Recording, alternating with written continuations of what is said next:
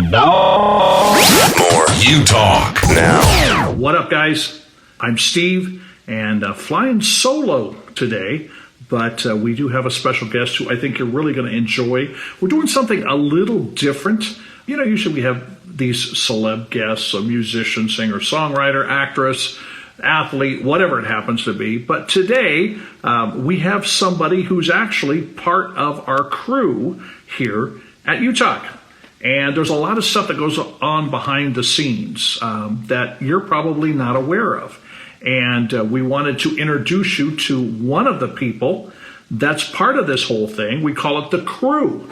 And we have a pretty good-sized crew, actually, when you come down to it. We always find it interesting to be able to chat with them and give you guys a chance to find out about them, what they do, what it means to be actually an intern with Utalk. But our guest is Jedidiah Cheng. Welcome to Utalk Live. Thank you. Really glad to be here. It's great to have you. All right, now, before we go too much further, where are you located? Because you're not here in Southern California where we are, so where does that put you? Oh, yeah, I'm in Washington State right now. I was born and raised there, and I'm there right now doing school online. Ah, okay, of course, the online school. What school do you go to currently? So I'm a junior at Biola University, and that's located in La Mirada in Southern California. Okay, so that's quite a stretch from Washington down to Southern California. But of course, doing classes online, doing virtual school makes that possible. But what is your major? So I'm a film major, or it's called Cinema and Media Arts, and specifically I'm interested in editing, so post-production. Oh, okay, good stuff. What is the greatest challenge that you face right now doing online courses? Ooh, greatest challenge, online courses. Yeah, I think, honestly, I think they're both good and bad. There have been good and bad things, but I think the most challenging thing is actually not being able to have I guess communication isn't as simple anymore. Like, you have to be very intentional about, like, if you want to meet up with people or even for projects. Like, one of the things you have to do is you have to make certain that you set up the Zoom times. You have to make certain that you're coordinating and everything. I think that's probably the most difficult part of even doing school online. It's there are conveniences, obviously, like you can just log on, like you don't have as much travel time. But I think it's also just been really difficult as well, like making certain for any other meetups like that are just for anything like group projects. Those have been really interesting. Yeah, I mean, that would be a challenge because you can't have the meetup, you can't sit down. And there's a certain dynamic, I think, that happens. And you being one of 4 interns this semester, which is a first for us, but it's very cool. But we had a Zoom call. Unfortunately, one of our interns couldn't make it, but I felt like there was a better sense of community just looking at each other and being able to discuss things and talk about projects, where we want to go, where we see help, how we see helping each other, which is real cool because I know you're working with another intern from a different department at Biola on at least one particular project. So yeah, and it seems like it complicates things. You know, I'm going to be doing a Zoom call, if you will have it, to a bunch of drummers at a middle school here in Southern California next week. But looking at the complication of setting everything up, all those kinds of things. And I know I've talked to friends that are teachers, and they say it's way more complicated for both you as a student and them as a teacher, because you do have to prepare, but it seems like there's a more complicated time of preparing. Let's start with something that I like to ask everybody I meet. What are you passionate about? Yeah. Honestly, I think the simple, I guess maybe it's not as simple of an answer, but I'm passionate about people. I really love being able to, I think, both interact, even from when I think I was young, even when I was taking photos and photography. I loved photography as a kid. Oh, cool. I loved capture the interaction between people. I loved it being able to see both people in their environment as well as people interacting with each other. And I really love being able to, help people make their dreams come true, which is kind of why I like doing editing, because editing, I think, I'm not in the front seat. I'm not the one directing the film, but I'm one of those in the back who's like making the final cut, the final look, and hopefully people and the director will be really satisfied at the end. Like, I want to make people happy. Is it safe to say that you're really pulling all the pieces together as an editor so that the story flows? Is that a safe thing to say? I mean, I'm not an editor. I think so, yeah. I appreciate good editing. I know it when I see it, but I'm on the other end of creating a project, being on the camera, all that kind of stuff. That's interesting. Now, you said you mentioned something about liking to take pictures of people together, kind of the community thing again. And does that tell a certain story to you when you see people together? And do you look for certain things, certain setups, certain situations to take a picture of people that are together? Yeah, I think I have never done as much I guess professional setup and things. I've often taken a lot more candid photography, but I think it's especially, I think that actually captures a bit of what you were kind of asking. I love the candid photography because those are those genuine moments of joy. Sometimes there is sadness. Sometimes that you can really see the emotion between people, and you're able to see how they interact, how they're enjoying themselves, or even, I just going back and looking at those photos, you kind of remember the moments, and you're able to I guess just to capture them in that moment, and you just kind of are able to remember, revisit, and that connection that you get between both on the screen and with the image. Emotions can go from one end of the spectrum to the other. I mean, it could be happy emotions, joyful, people having a great time, hanging together, or it could be something more serious, people hurting, struggling, with life. So it's interesting. So do you prefer the editing over the still photography then, or are they both kind of equal in your life? I think for times with friends and family, I love to capture photos, and I love to capture those moments, and if possible, take video. I think I do love the editing part as well, just because putting them together and allowing other people to see, allowing other people to experience it as well. I think that's I think so. Maybe they're about equal, although definitely I've been doing more editing recently, more than photography, especially since I'm mostly at home. No, with both of them, it's so cool to have that kind of talent to be able to tell somebody's story, and communicate that. And it works with still. It works. I mean, and it's kind of funny because I tend to like movies, film, videos, whatever, because it moves. And yet a buddy of mine's wife recently texted me a whole bunch of pictures from a few years ago when he and I were in a band together. And I thought, this is just so cool because it brings back all these memories, but you can tell a story too with video. So what kinds of projects have you done in the past that you're most proud of? Do you have any particular editing you've done, or any particular, we'll talk editing, I guess, more because that seems to be kind of at the top of your list for passions. Yeah. I think maybe I'll mention two of them. One of them was really, I did a short documentary about actually dance clubs at my university. And really just talking, just asking the people questions about why do they enjoy dance, and especially why they're passionate about it, and what moves them, what have they learned, and really what is it about dance that is, I guess really built in. I was really I myself, I think I grew a lot just listening to their stories and going how are they able to express themselves better? How are they able to focus better? How are they able to build community through dance? And it's like, wow, I love listening to those stories. And I made it into a short documentary it was for a class, but at the same time, it was something that I felt I was very passionate about and would love to learn more. I would love to do something more in this area, of learning about dance, actually. Well, that's one of the projects. One, because I actually saw that documentary. You sent it to me when we were talking about you joining the crew. And I was very impressed with the story. In a sense, it's simple. There's not special effects. And nothing wrong with special effects. Every one of us loves special effects because it pulls you in. There wasn't a lot, there's a big music background because so many times, I think if you take the music out of a film or a TV show, something's lacking because it's that music and your emotions. And yet you were able to capture emotions with those dancers. And it gave me a new appreciation. take it by faith. I used to tap dance when I was real small. I was on my aunt's local TV show. It wasn't anything big, and I'm not sure I could do the tap dancing now. But their expressive dance, I thought you captured so well, and it gave me a new appreciation. And I think other people ought to check that out.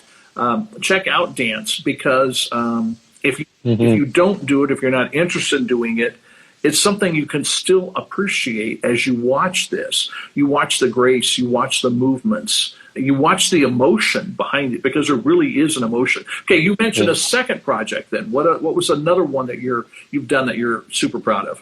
Well, yeah, this one was actually last semester at college. I think it was one of the most difficult projects we've had to work on, which was it was completely online. Like, because we were all like quarantine virtual, we made actually a small project we have a class called Biola Film. And basically the whole thing is during that semester is that we're just making a short film. And usually every semester we have we make one film, this semester 2 films, which is going wow, we're increasing the difficulty level now that we're in quarantine, which is seems counterintuitive. And we had a smaller crew too, but it I was mostly helming and editing for one of the projects, while there's another editor working on the other one. But that one, for the one I did, we did it entirely virtual. Like, the casting was entirely online. We recorded all the actors separately, and I was in charge of putting it all together. And we were doing a kind of family Zoom call, story of family on a Zoom call, and there's tension between the family members and kind of the family trying to, one of the people who especially felt I guess unheard, trying her best to make certain that her emotions, trying to maintain the facade that everything's okay while she may not have been feeling okay. That's one I'm really proud of, because I think it was unusual for me. I've never had to manage 4 images, and all these actors are filmed separately. They're not actually interacting with each other. They're not actually talking to each other, and I have to make it seem like they're talking to each other. 4 different images at the same time. Even though they weren't. That's amazing. But you know what? It's interesting, because I guess I'm going to say a benefit coming out of COVID with doing so much virtually is honing your skill in another way, being able to pull that together and make it seem like they're together. There's a magic, I think, that happens there. That's I'll have to get you to send me a link so I can watch that. I'd be kind of curious, because I don't think I saw that from you. No, yeah, I think actually we're actually planning whether or not our university can have a small premiere of some of these films, and we'll have to see. I think the director submitted it to the LA Film Awards, and so we're going to see whether or not anything happens there. But that's we'll see. Yeah, no, it's again, it fascinates me, because I'm one of those guys that's constantly gathering and learning and watching and trying to learn, and I think it goes back to my first drum teacher that I had, where I was paying for lessons. I learned from school band directors and stuff, but he said, in essence, be a lifelong learner. And I really grabbed onto that, because you can learn so much from so many different people. Even if you're not necessarily interested, you could become interested in something. And that's the beauty of film too, because you can grab somebody. And as an editor, I really think so much, the director obviously is super important. Of course, the actors involved, but the editor, I think you're sitting there, kind of in the second chair almost. I know there's assistant directors, but in the second chair, because you're the one that's pulling it together, making it happen, so it's compelling that your audience wants to watch more, hear more, see more. Jedidiah, how does somebody get started? I mean, how did you get started in this? Were you before you got to college, were you doing some kind of filmmaking, or you were doing still photography? Obviously, it sounds like. But where did the filmmaking come in and the editing and so on? Yeah, I think that also kind of developed a little naturally along with the photography, because I found that I like to take pictures and also videos of my friends. And sometimes there'll be time when I put together into a slideshow, and I'll put it to music and try to put them all together. And I didn't realize that at the time, but that was exactly what some video editing was doing. I wasn't good at telling a story at that time. like through it, but at the same time, like learning to match things to the beat of the music and just putting together slideshows. Just not just like putting a bunch of photos in and then just putting a piece of music, but instead of like, all right, what beat of the music? And then you switch to another photo or another video and things like that. Like, that's kind of how it got started. And then I got a chance to take some classes at like a community college, and just to learn a little bit more there, learn a little more sound design and everything. And that's how even now how you can, if you want to like edit and things like that, that's how you can easily get started. Like it's not too hard to get editing software, like even iMovie, like on Macintosh laptops, or like there's even professional like free software called DaVinci Resolve, which is really good.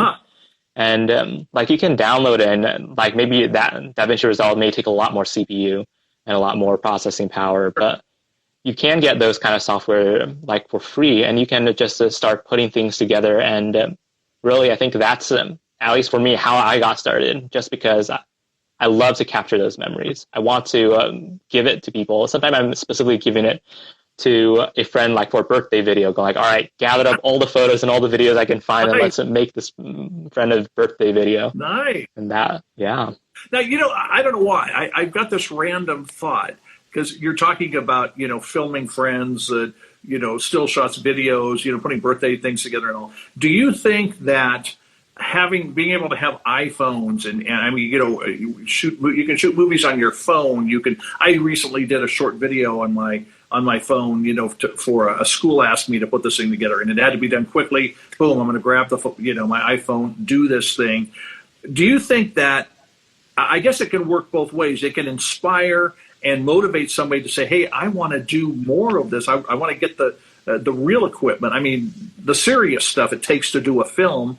Or others say, well, this is good enough for me. Do you think it from your standpoint, does it help? Does it hurt? Or somewhere in between?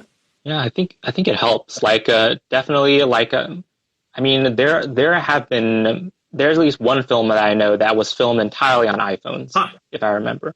And I'm pretty sure there are others that are people probably have made that I haven't heard of, but just the having smartphones and having especially with image getting better and better, that I think really does help. It helps people because people want to preserve memories. People want to tell stories. And I think having that ability, like people want to have their voices heard, and having that kind of convenience and that access, I think that's even my professors, like they're going like, well, you have a phone, like, and you can hook up any moderately good microphone to it, and you can do a documentary, you can do an interview, like interview your parents, interview your grandparents, get their stories before, Yeah, I mean, being able to grab their stories and hang on to them for you, future generations as well, and learning from them.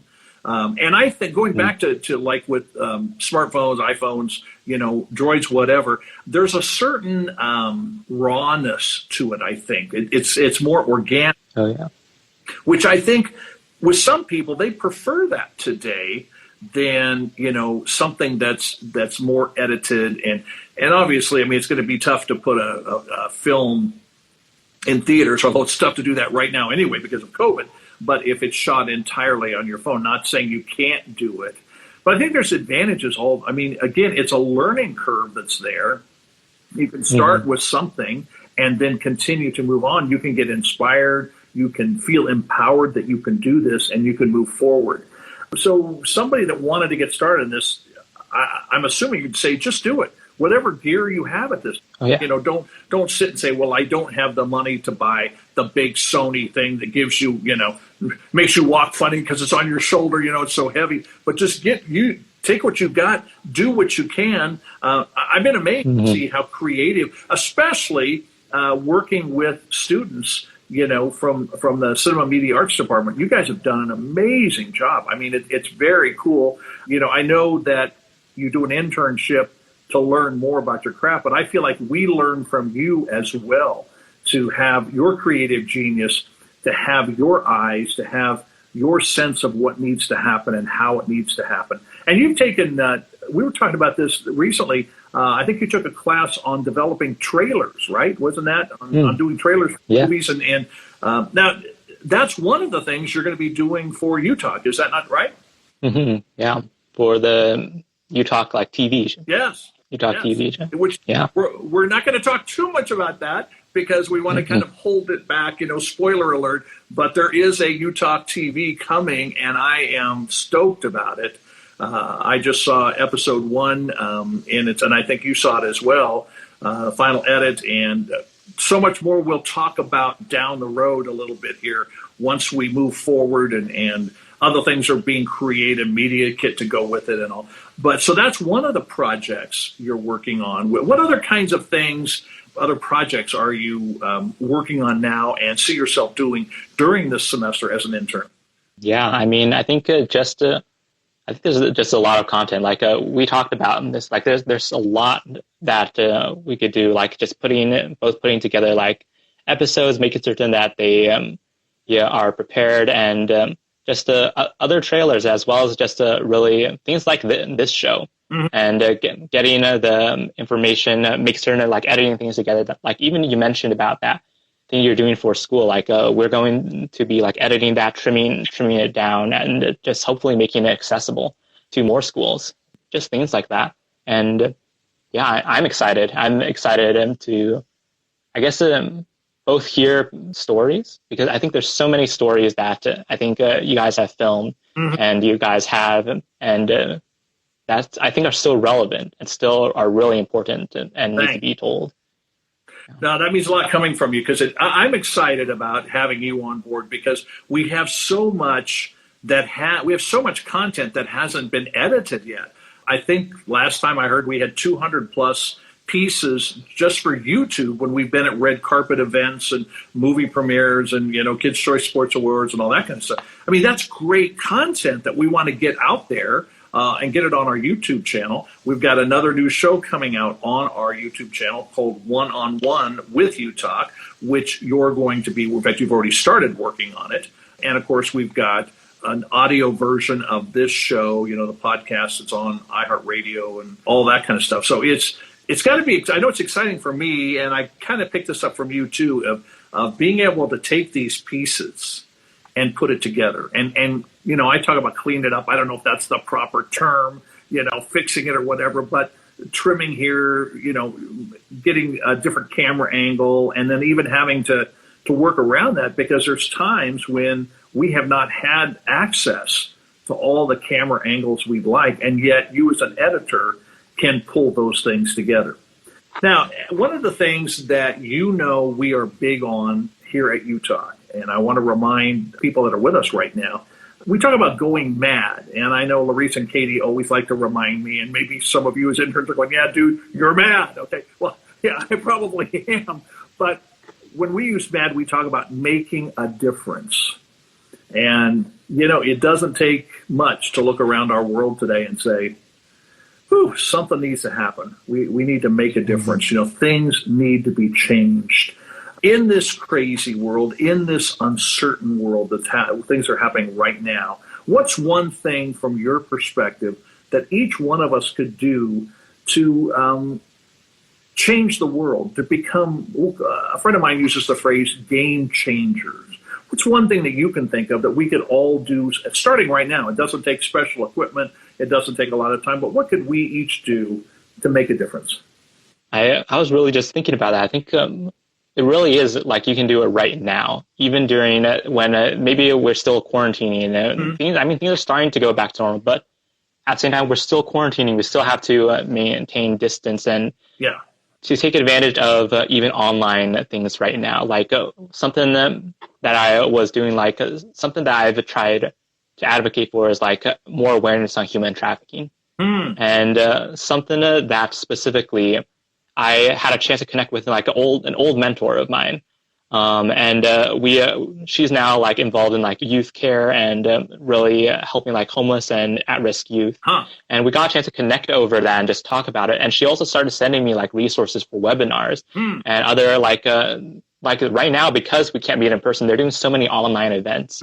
And so, I think that's something, if there's something that you're passionate about, something that you feel like more people need to know, it could be something like it could be medical, or it could be something like human trafficking, Sure. or even like something I was recently doing was like online mission trips, like Interesting. things like that, where even with the resources we have now, even over Zoom or just going on webinars and things like that, you take this time to like educate yourself and see if find ways to, I guess, pour into people and pour into the community that surrounds you.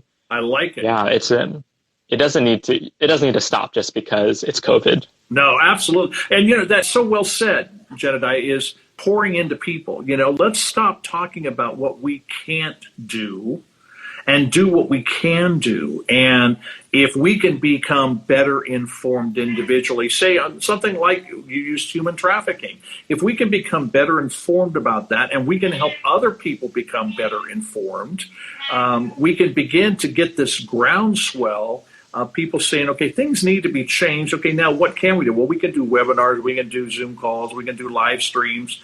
Let's do what we can do to change things. And pouring into people, I think that is so huge right now because people are isolated.